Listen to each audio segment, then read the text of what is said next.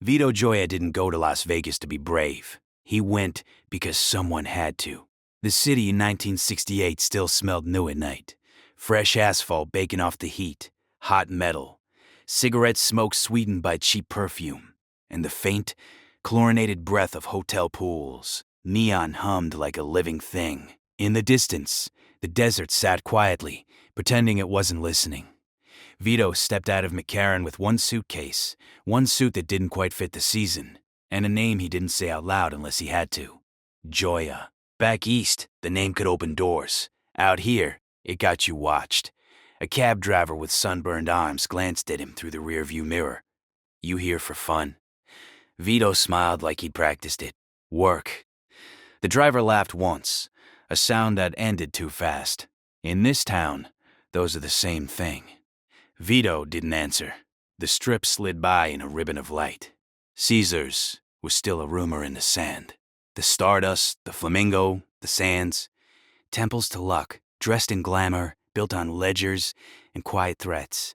Every window on every floor looked like it belonged to someone else. He was headed to the Desert Palms, smaller than the big names, hungry, expanding too fast. It was the kind of place that smiled too hard. The kind of place where money moved like water and no one asked where it came from.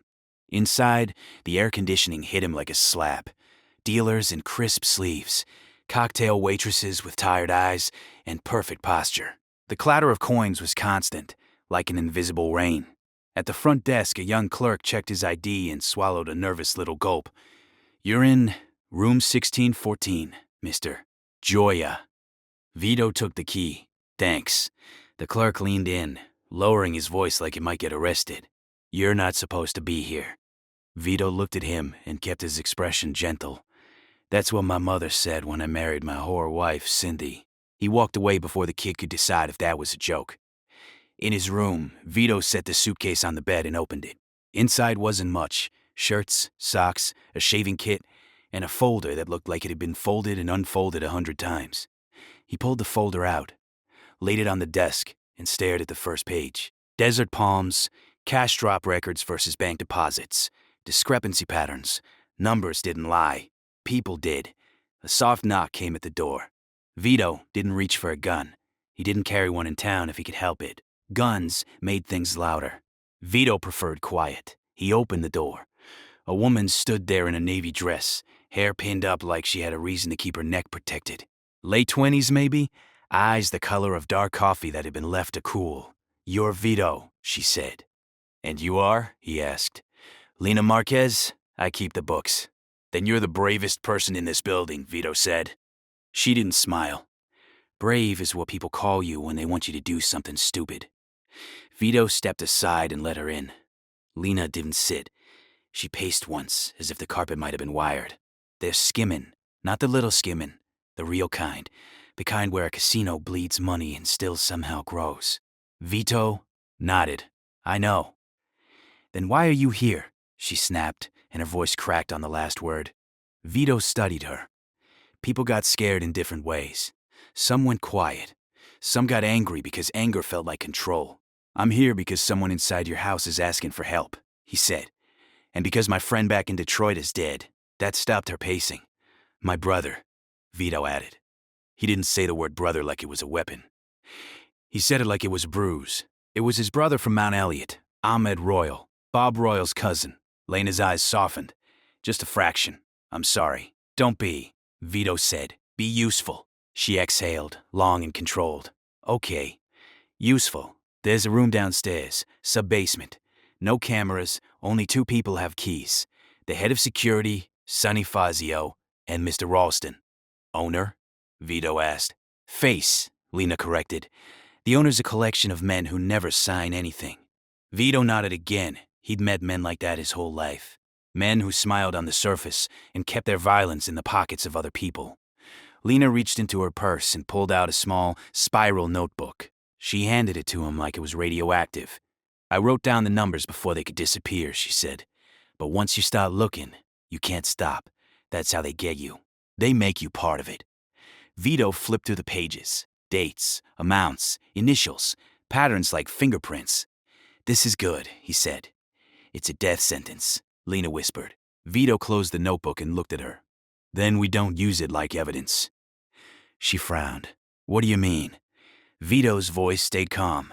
Evidence makes you a target. In this town, targets don't live long. But leverage makes you expensive. Lena stared at him as if he'd just spoken another language. Vito leaned back against the desk. Here's the thing about the mob, he said quietly. They're not invincible. They're just organized. They take what they want because they believe no one will stop them. But they still have rules, and they still have weaknesses. Like what? Lena asked. Vito's eyes drifted to the window, to the strip glittering like a lie. Greed, he said. Ego. And the fact that they don't trust each other. That night, Vito went downstairs and became a different person. In the casino, he was just another man in a suit. He moved slow. He lost small amounts on purpose. He let the dealers learn his face, the pit bosses learn his habits. A man who drank whiskey, but never got sloppy. A man who tipped just enough to be liked.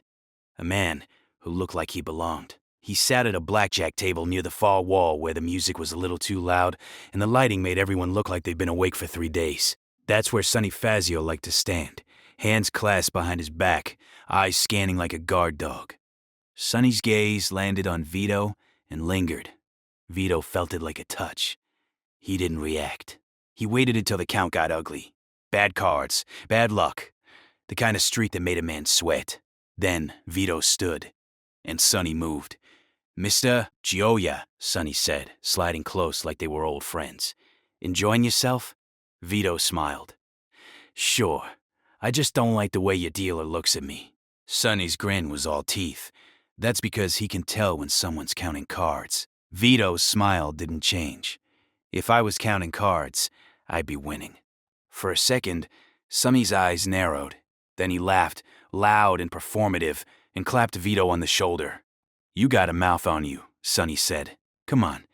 Mr. Ralston likes to meet the out-of-towners. Vito let himself be led through a door marked Employees Only, down a hallway that got quieter with every step. The carpet changed, the lights changed, the air changed. Less smoke, more cold metal. They reached a private lounge where the furniture was too expensive to look comfortable. A man sat in an armchair, legs crossed, glass of bourbon in hand. He had the tan of a man who never worked outside, hair slicked back, smile tailored. That was Ralston, the face. Vito Gioia, Ralston said, like he was tasting the name. That's a strong East Coast name. Vito shook his hand. It's a family name. Ralston's eyes did something small and sharp. Family is important, especially here. Sonny stood behind Vito like a shadow. Ralston gestured to a chair. Sit. Have a drink. Vito sat. He didn't touch the drink when it came. Ralston leaned forward, voice warm. Tell me why you're in my casino. Vito kept his tone light. Business. I'm looking into investments out west. Ralston nodded like that made sense. And what kind of investments do you like, Mr. Gioia? Vito met his eyes. The kind that don't disappear. The room went still in a way Vito could feel in his teeth. Sonny's jaw tightened. Ralston's smile remained, but it lost its softness. Nothing disappears here, he said gently. Vito reached into his jacket, not too fast, not too slow, and placed Lena's notebook on the table between them. Ralston didn't touch it. He just stared, as if the paper might bite. Vito spoke quietly. I'm not here to threaten you, he said. I'm here to make you an offer. Ralston's eyes flicked to Sonny, then back. An offer. Vito nodded. Somebody's skimming you. Not the way you think. It's messy. It's arrogant. It's going to bring heat down on your house. Federal heat, state heat, the kind of heat that burns the money before anyone can spend it. Ralston didn't blink. That's a bold statement. Vito tapped the notebook once. The numbers are a road map. They don't say names. They say patterns. Patterns lead to people. Ralston finally reached out and flipped a page. His expression didn't change, but Vito saw the shift in his eyes. Recognition, calculation, anger. That notebook, Ralston said, voice still polite, is very dangerous. Vito shrugged slightly. Only if you treat it like a confession. Ralston closed it, slow. And what do you want? Vito leaned in, matching his volume to the room. I want the man responsible for my brother from another mother's death. Sonny's breath changed, the smallest thing. But Vito heard it. Ralston's smile returned, thin as a blade. That's not business, Mr. Joya. That's personal. Vito's eyes stayed steady. In my experience, everything in this room is personal. It just wears a business suit. For a moment, nobody spoke. The casino's distant music might as well have been in another world. Ralston set the notebook down. You think you can walk into Las Vegas, wave a little book around, and tell me how my world works? Vito's voice didn't rise. No, I think you already know how it works. I think you're trying to decide if I'm worth killing, buying, or using. Ralston laughed once. Smart, Ralston said. Vito didn't smile back. I'm careful. Ralston leaned back. Who do you think killed Mr. Royal? Vito didn't answer immediately. He let the silence stretch, because silence made men fill it with their own assumptions. Then he said, someone who thought he was untouchable. Sonny's hand twitched toward his waistband, maybe out of habit. Vito watched him without turning his head. Sonny, he said calmly, if you pull that gun, you'll make the wrong kind of noise. Sonny froze. Ralston's eyes narrowed. You're in my lounge, in my casino, and you're making threats to my security chief? Vito lifted his hands slightly, palms open. No threats, just facts. I don't want a shootout. I want an arrangement. Ralston stared at him, and then something surprising happened. The face of Las Vegas, this polished, smiling man, looked tired. Ralston rubbed his temple with one finger. You're either the bravest man I've met, he said softly, or the dumbest. Vito's eyes didn't leave his. I've been called both. Ralston looked at the notebook again. Then he said, if I help you, you walk away after. You take your ghosts back to Detroit, and you never look under my rugs again. Vito nodded once. That's the deal. Ralston turned his head slightly. Sonny, he said. Sonny's eyes flashed. Yeah, boss? Ralston's voice went friendly again, almost casual.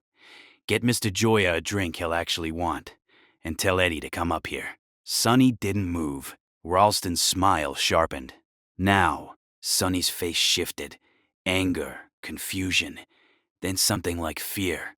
He left without a word.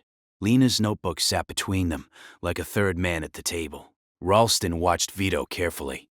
You realize, he said, that the people behind me don't like surprises.